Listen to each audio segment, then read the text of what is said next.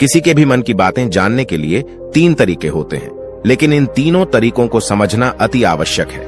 यदि आप इन 3 तरीकों को समझ लेते हैं तो आप किसी के भी मन की बातें बड़ी ही आसानी से जान सकते हैं। बहुत समय पहले की बात है। एक छोटा सा गांव था। उस गांव में 2 भाई रहा करते थे। बड़ा भाई अंधा था और इसलिए वह हमेशा घर पर ही बैठा रहता था और छोटा भाई खेती किया करता था। लेकिन खेतों में अत्यधिक जानवर आने से पूरी फसलें नष्ट हो जाती थीं, जिनके कारण छोटा भाई बहुत ही ज्यादा परेशान हो चुका था। एक दिन उसे एक तरकीब सूझी। उसने सोचा, खेतों में से इन जानवरों को भगाने के लिए क्यों ना मैं अपने बड़े भाई की मदद ले लूं।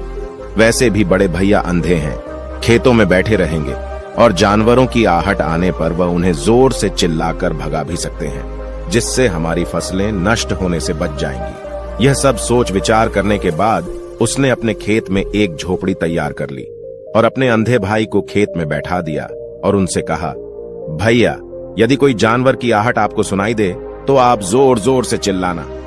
यह सुनकर वह जानवर यहां से भाग जाएंगे और हमारी फसलें नष्ट होने से बच जाएंगी। बड़ा भाई खुशी खुशी अपने छोटे भाई की बात मान भी लेता है और वह उस दिन से खेत में ही रहना शुरू कर देता है। जब भी किसी जानवर की आहट उसे सुनाई देती तो वह जोर जोर से चिल्लाने लगता, जिससे वह जानवर वहां से भाग जाता था। ऐसा करते करते कई दिन बीत चुके थे।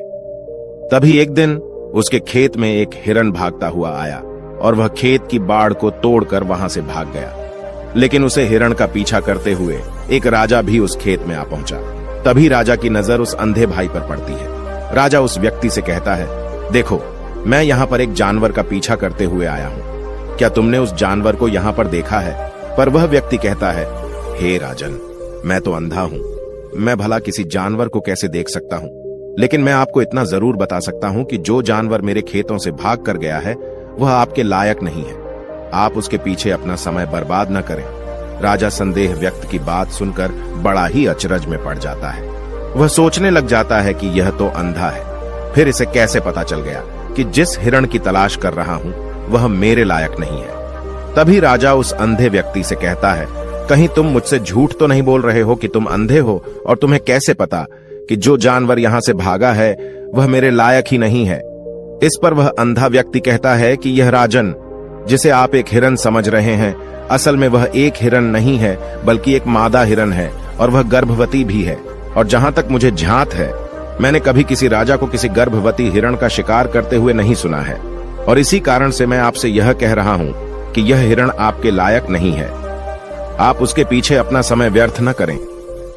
यह सुनकर राजा और भी अचरज में पड़ गया कि अंधा आदमी कैसे जान सकता है कि वह हिरण गर्भवती है।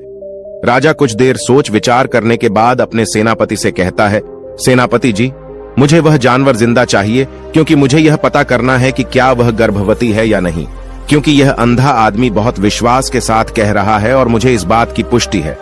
यदि वह हिरणी हुई और गर्भवती भी हुई तो वह हमारे शिकार के लायक नहीं है, क्योंकि हम तो एक हिरण का पीछा कर रहे थे। इसलिए जाओ और पता करो, क्या वह हिरणी है? सेनापति राजा से आज्ञा लेकर आगे की ओर चला गया और कुछ देर बाद जब वह वापस लौटा तो वह राजा से कहता है, हे राजन, इस अंधे आदमी ने आपसे जो भी बातें कही थी वह बिल्कुल सही थी। वह एक हिरणी ही है और वह गर्भवती भी है। यह सुनकर राजा आश्चर्यचकित हो गया। वह सोचने लगा कि एक अंधा आदमी जो कभी देख नहीं सकता, वह यह कैसे जान सकता है? आखिर इसे कैसे पता चल गया? ऐसे कई सारे प्रश्न राजा के मन में उमड़ने लगे।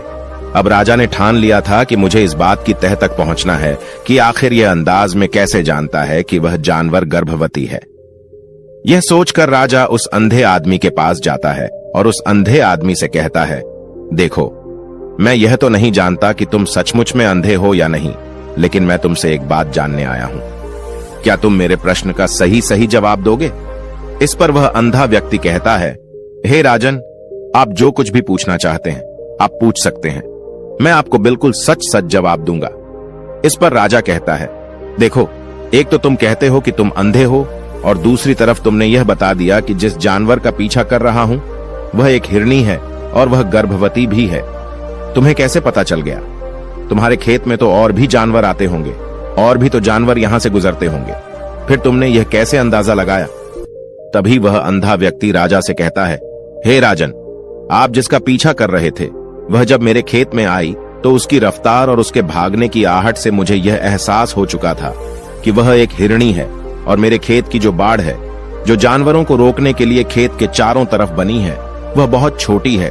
उसकी ऊंचाई ज्यादा नहीं है, लेकिन वह जानवर इस बात को तोड़कर भागे, और यदि वह इस बात को छलांग लगाकर पार करने का प्रयास करती तो इससे उसके बच्चे को खतरा हो जाता। और इसी बात से मैंने यह पता लगा लिया कि वह गर्भवती है। इस पर राजा के मन में एक और प्रश्न उठा। राजा ने कहा कि तुम्हें कैसे पता चल गया कि वह एक हिरणी ही है, और भी 2 जानवर यहां से आते जाते होंगे। इस पर वह अंधा व्यक्ति कहता है, राजन, मैं पूरा दिन सुबह शाम यहीं पर बैठा रहता हूं और मेरे सुनने की शक्ति बहुत तेज है। मैं भांप सकता हूं कि कौन सा जानवर मेरे खेत में आया है, और उसी के आधार पर मैं जोर जोर से चिल्लाता हूं ताकि वह मेरे खेत से भाग जाए और मेरे खेत की फसलें नष्ट होने से बच जाएं। राजा उस अंधे आदमी का यह जवाब सुनकर पूरी तरह से संतुष्ट हो चुका था। वह मन ही मन सोच रहा था कि आदमी भले ही अंधा है, लेकिन यह तो बड़ा ज्ञानी मालूम पड़ता है। इस आदमी से कुछ न कुछ तो काम निकलवाना ही चाहिए। यह विचार लिए राजा वहां से वापस अपने महल की ओर लौट जाता है।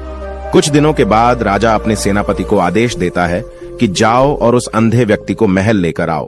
सेनापति अपने राजा की आज्ञा का पालन करता है। वह तुरंत ही उस अंधे आदमी के पास पहुंचता है और उस अंधे आदमी को राजमहल चलने के लिए कहता है। अंधा व्यक्ति बड़ा ही चालाक था।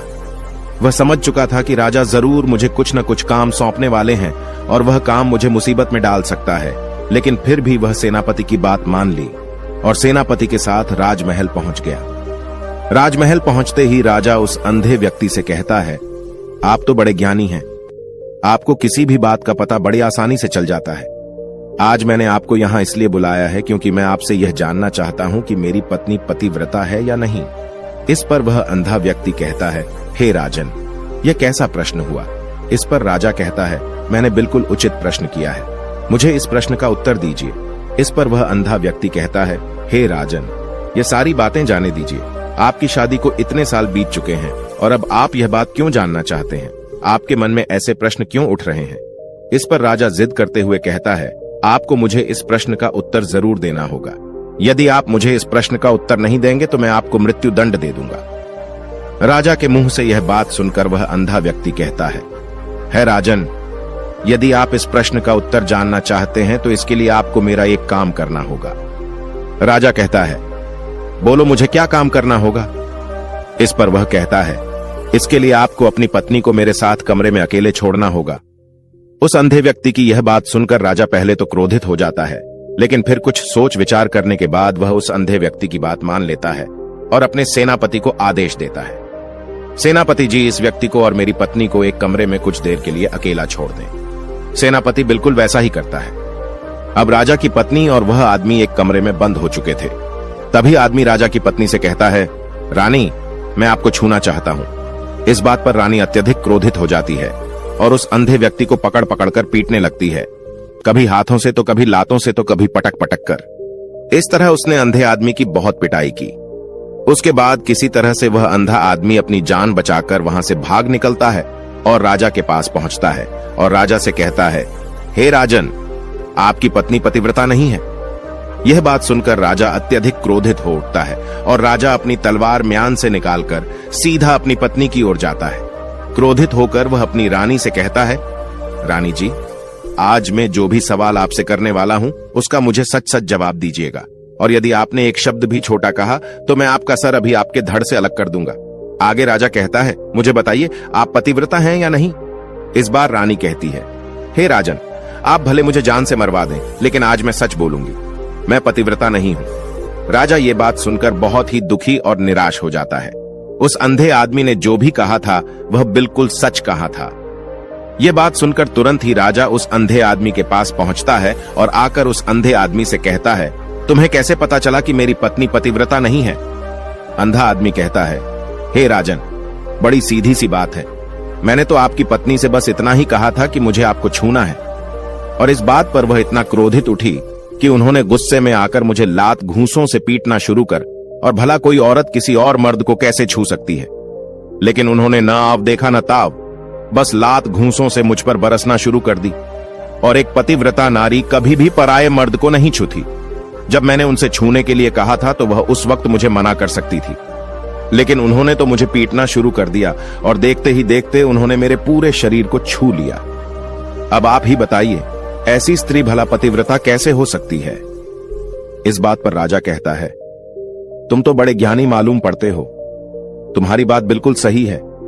चलो तुम मेरे एक और प्रश्न का जवाब दो। तुमने मुझे इस प्रश्न का सही जवाब दे दिया तो मैं तुम्हें यहां से जाने दूंगा। राजा उस अंधे आदमी से कहता है कि तुम मुझे बताओ, क्या मैं सच में अपने पिताजी का ही बेटा हूं या फिर किसी और का?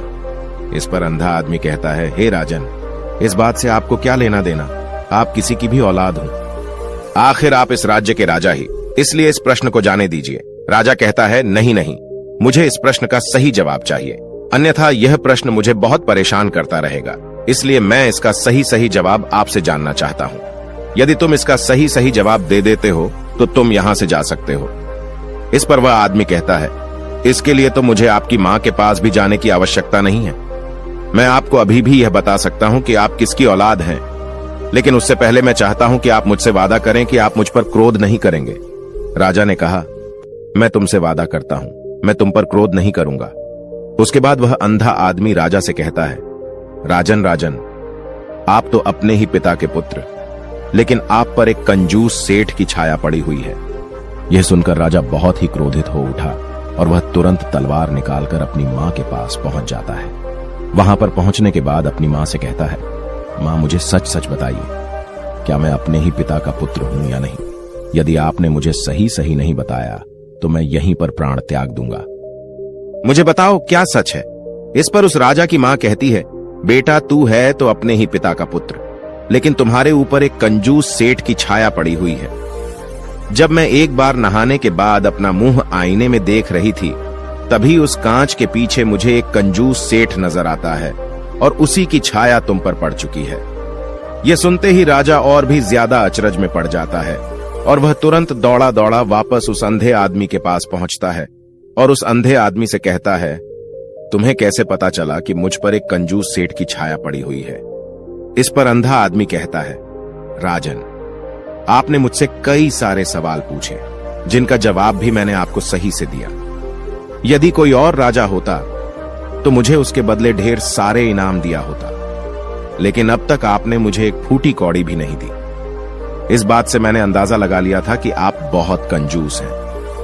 यह बात सुनकर राजा जोर से हंसने लगा और कहता है कि आप जो भी मांगे तो मैं आपको अवश्य दूंगा, लेकिन मुझे यह बात बताओ कि तुम्हें कैसे पता चल जाता है कि कौन सी बात सही है और कौन सी बात गलत? तुम किसी की बात का इतना सटीक और सही जवाब कैसे दे पाते हो? इस पर वह अंदाज में कहता है कि हे राजन, मैं तो वैसे ही अंधा हूं। मेरी आंखें होती तो मैं किसी की भी मन की बातें बड़ी सरलता से जान लेता। मन की भी एक भाषा होती है और यह भाषा मनुष्य के शरीर के व्यवहार के रूप में देखी जा सकती है। उसकी आंखों से, उसके होठों से, उसकी दान करने के तरीकों से, उसकी क्रियाओं से यह पता किया जा सकता है कि उसके मन में क्या चल रहा है।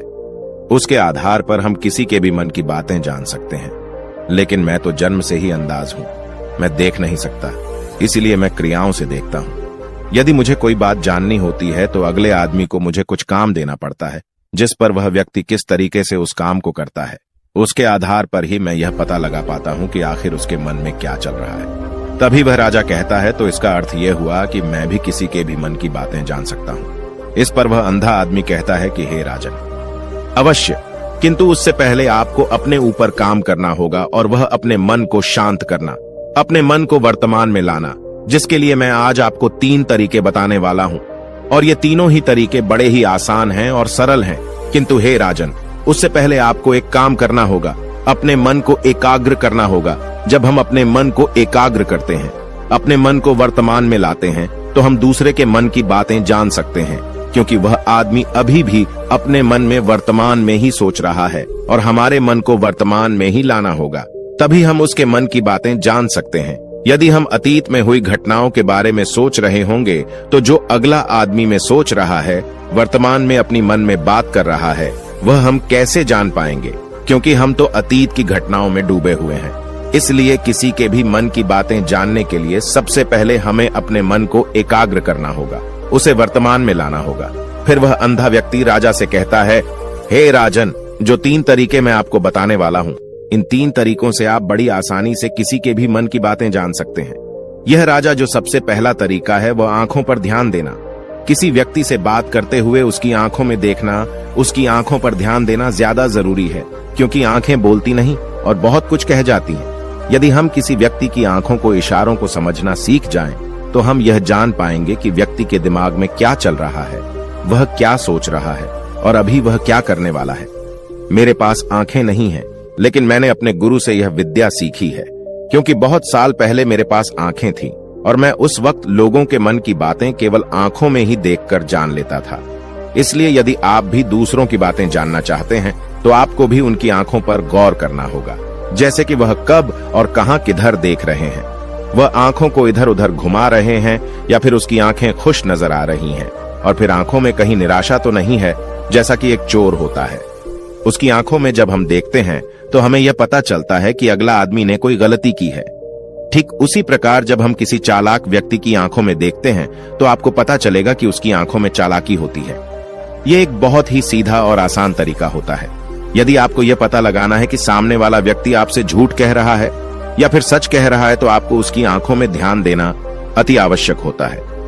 यदि आपसे बात करते वह व्यक्ति अपनी आंखें इधर उधर घुमा रहा है या ऊपर नीचे, इधर उधर दाएं बाएं रहा है, तो इसका अर्थ यह हुआ कि वह इस बात से निकलने का कोई रास्ता ढूंढ रहा है, वह कोई झूठ बना रहा है। यदि सामने वाला व्यक्ति आपसे झूठ कहने का प्रयास कर रहा है, तो वह आपसे नजर नहीं मिला पाएगा। ठीक उसी प्रकार दूसरे तरीके में हम चेहरे को पढ़ना सीखते हैं, क्योंकि चेहरे के हाव भाव होते हैं, जिससे हम मन की बातें बड़ी आसानी से समझ सकते हैं, और इन्हें भी समझना बहुत जरूरी है। कभी कभी कोई व्यक्ति अपने चेहरे से, अपने हाव भाव से बहुत कुछ अलग अलग व्यवहार करता है। यदि आप किसी व्यक्ति के चेहरे में गौर करेंगे तो आप आसानी से समझ पाएंगे कि व्यक्ति निराश है या बहुत उदास है, या फिर वह बहुत खुश है, या फिर उसे कोई बड़ा दुख है, तो अपने अंदर क्या महसूस कर रहा है। ये सारी बातें हम उसके चेहरे के हाव भाव से पता कर सकती हैं। फिर चाहे इंसान जुबान से कुछ बोले या फिर न बोले, लेकिन आप उसके चेहरे से सब कुछ पता कर सकते हैं। आगे अंधा व्यक्ति राजा से तीसरा तरीका बताते हुए कहता है कि हाथों के शरीर का व्यवहार, मन की बात समझने के लिए हमें हाथ के इशारे और शरीर के व्यवहार को समझना बहुत ही आवश्यक है। कोई व्यक्ति जब भी बात करता है, जो आपने देखा होगा कि वो अपने हाथों को हिलाता है, अपने हाथों से इशारा करता रहता है। वह बातों के साथ साथ अपने शरीर का जो व्यवहार है उसका भी पूरा उपयोग करता है, जिससे हमें यह पता चल पाता है कि वह व्यक्ति हमारी बातों पर कितना ध्यान दे रहा है और उसके मन में क्या चल रहा है। शरीर के व्यवहार को देखने के लिए उसके हाथ हिलाने के चेहरे पर बार बार हाथ लगाने और हाथों को एक दूसरे पर मसलना, ऐसी बहुत सी क्रियाएं करता है। उस पर हमें ध्यान देना अति आवश्यक है। मन की बात को समझने के लिए हमें शरीर के विज्ञान को भी समझना पड़ता है। यदि हम इन 3 तरीकों को अच्छी तरह से समझ लेते हैं, तो हम बहुत जल्दी किसी भी व्यक्ति के मन की बातें बड़ी सरलता और सहजता से जान सकते हैं। इसलिए यदि आपको किसी के मन की बातें जाननी है, तो आपको उसकी आंखों पर, उसके चेहरे पर, उसके शरीर के हाव भाव को और उसके हाथों को ध्यान पूर्वक देखना होगा और समझना भी होगा, जिससे आप यह समझ पाएंगे कि आखिरकार उसके मन में क्या चल रहा है और वह क्या सोच रहा है। लेकिन उससे पहले आपको अपने मन को एकाग्र करना होगा, शांत करना होगा और अपने मन को वर्तमान में लाना होगा। तभी आप उस व्यक्ति की इन सभी क्रियाओं पर ध्यान दे पाएंगे और उन्हें समझ पाएंगे। आप यदि अतीत की घटनाओं में व्यस्त हैं, भविष्य की योजनाओं में व्यस्त हैं, तो आप उस व्यक्ति के हाव भाव पर कभी ध्यान ही नहीं दे पाएंगे, और न ही आप कभी भी समझ पाएंगे कि आखिरकार उस व्यक्ति के मन में क्या चल रहा है, वह क्या सोच रहा है, या काम कोई भी कर सकता है, या एक प्रकार की विद्या है जो मुझे मेरे गुरु ने सिखाई है। राजन, अगर आपको यह जानना है तो मेरे साथ आपको कुछ दिन रहकर इसका अभ्यास करना होगा। राजा तुरंत राजी हो जाता है और वह उस अंधे व्यक्ति को अपने राज्य का राजगुरु नियुक्त कर देता है और खुद अंधे व्यक्ति का शिष्य बन जाता है। तो दोस्तों, ये कहानी आपको कैसी लगी? उम्मीद है इस वीडियो से आपको बहुत कुछ पता चला होगा। और अगर आप नए हैं तो हमसे जुड़ने के लिए इस चैनल को सब्सक्राइब करना मत भूलिएगा। मिलते हैं अगली वीडियो में कुछ नए विचारों के साथ। तब तक के लिए आपका बहुत बहुत धन्यवाद।